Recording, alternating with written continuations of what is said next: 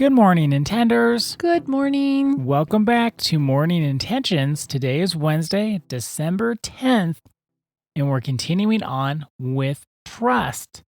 Today, our focus is moving from overthinking to listening to our own inner wisdom. We couldn't move on from inner wisdom without talking about overthinking. I'll just admit, if there was an Overthinkers Anonymous, I would be a founding member.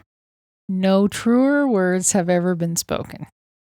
Yes, it's true. I am an overthinker. That's part of being a perfectionist, though, right? I never put the two together. Oh, I think that is a telltale sign. When someone is a perfectionist, they go over and over and in their mind whether the decision that they're about to make, is it the right one? See, I go straight to doubt. That's like what I was sharing yesterday, is I will say, is this true? Can I really do this? If it's an inner knowing, I'll get the inner knowing and then doubt it. How is that different than understanding that there is like this inner ugh, or there's this gut feeling? How does overthinking feel? Because it's different than self-doubt. Yes, I would describe it as different than self-doubt. Because overthinkers remain stuck. People that doubt, I think they still move forward, but they can move forward without listening. And maybe we're splitting hairs here, but I think it's important to talk about what we do and all the various things that we do when we have an inner knowing and we don't listen to it, because we all have an inner knowing. Well, it's interesting when you bring up self-doubt. I'm not doubting myself. I never thought of it in those terms in that way. Because I think overthinking and self-doubt are different. I think they are different. So if you're a self-doubter, you're an Annette. If you're an overthinker, you're an Ada. Because I'm not thinking about, can I make the right decision? Or did I make the right decision? I'm just trying to figure out what the right decision is. And I go back and forth over and over. Even though, because we're talking about these times when we have a sense of knowing that's our own inner wisdom or it's intuitive, our world is moving so fast. There's so much information coming at us, the information overload, that it's difficult to access our intuition. Intuition would be another word for this. When you have intuition about something, you go into overthinking? No, it's more that there are so many options and choices. When you said things are moving too fast, I've felt that before. It's like my head is spinning. And it seems like there's so many good ideas or so many paths to take that I'm not sure which one would actually look and feel the best long term. The way it shows up for me is I try to play out each situation in each scenario in my mind. Well, if I do this, well, then this could happen and that could happen, and I would do this and this would blah, and then then it's going to turn out like that. And of course, I have the complete gift of foresight and I know exactly how everything is going to turn out. And but then see, that's then bypassing your inner wisdom, because that's the problem. That's the total problem, because I'm not listening to my gut. I have a pro-cons list a mile long about each different thing, and I can find great pros and great cons, and then I don't make a choice that actually listens to me. I'm adding up all the data and making the choice. I'm not tuning in. I'm not going inward and saying to myself, what is the best choice for me right here? Because you're bypassing trust. Totally, and that's why we have this month of trust. Those that are Adas and those that are Annette, self-doubt and overthinking, how do you get yourself out of it?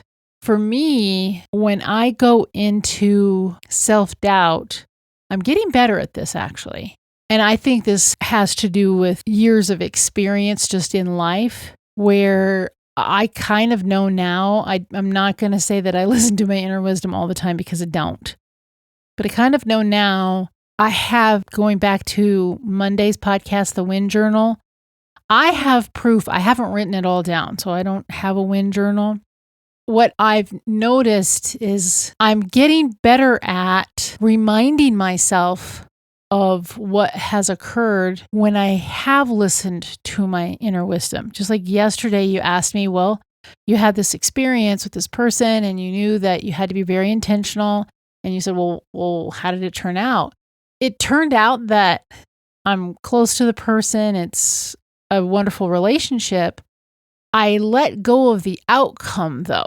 Oh, I like that. Let go of the outcome. Well, that was what I neglected to mention yesterday, that afterward I thought, well, what was really important is I listened to the inner wisdom and I let go of the outcome. Now, that is something that I have been practicing for the last number of years, and that's based on being authentic. When I'm authentic and I'm being very intentional about being authentic, I'm letting go of the outcome. And I think trust is present when we're letting go of the outcome. That goes with my strategy. Well, your strategy is more data gathering and going like through the decision-making process. No, not that one. Not that strategy, because that turns into overthinking really fast. Okay, so what strategy? I'm talking about the strategy to listen to my own inner wisdom without overthinking, because I've noticed about myself when there is a situation I don't have a lot of time to think, I just listen to my gut and jump into action. And it's easier, isn't it? So much easier. You don't have time for self-doubt or overthinking. No, like if you fell over right now while we're podcasting and fainted, I would just jump into action. I wouldn't think about it, what to do. I'd jump into action. I'd see if you're okay. I'd assess whether I need to call 911. And you would listen to your inner guidance, whatever that was. Totally, I would. I wouldn't even think about it. But if you were to tell me, I'm about ready to faint. I'm going to faint in 5 minutes. Yeah, if you gave me some lead time, like I'll be fainting in an hour, that's when I'd get into the analysis paralysis and not know what to do. And I'd do all my you'd be gone for data. An hour. I couldn't even talk to you then. Your eyes would glaze over and Ada would be gone. So I've seen within myself, okay, well, if I have no time to think, I do just fine. If I have too much time to think, boy, it's awful. Well, I think that's where information overload comes in too, because even I've noticed this in coaching, and I've totally noticed it in myself, especially in my early years of personal development. There's such a thing as listening to too many people. And too many cooks in the kitchen. Getting too many opinions. And yes, it's kind of like finding this sweet spot where, yes, it's good to get different perspectives. Like, so if you're having a problem with whatever it is, you have a problem, and then you say, okay, I want to research it here. I want to ask for people's experiences, share their experiences. I mean, it's good to do your data gathering. And yet sometimes that can be so overwhelming that will then speak so much louder than our own inner wisdom, because you can find data to support any avenue. Okay, I want to leave the relationship. Oh, well, there's a lot of data there. Oh, I want to stay in the relationship. Well, there's a lot that you could read. Oh, stay with it, stick with it. And if you get too many cooks in the kitchen, you ask too many people. I mean, we've even seen this in coaching. Well, I talked to this person and they said that. And then I talked to my mom and she said that. And then I talked to my, and it's like, okay, well, what do you want? Mm-hmm. And that's where we're drowning out the inner wisdom. Right. And I've come to the conclusion I need to make the decision and give myself a limit. You have 5 seconds, make the decision. And that stops me from overthinking. But do you check in with your gut? Well, that's what the 5 seconds is about. Okay. It's not like giving myself a lot of time. It's setting a situation and putting the parameters on it where it's like I have to make the decision right now and be in the moment, just like it would do if I would do if you fainted. I just jump into action. I just got to jump into action here, make the decision, and just do it without thinking about it too much. So our intention for today is I will recognize when I'm coming from self-doubt or when I'm overthinking. I will recognize when I'm coming from self-doubt or when I'm overthinking. Thank you so much for joining us today and every day. Our day is better because you are part of our day. See you tomorrow. See you then.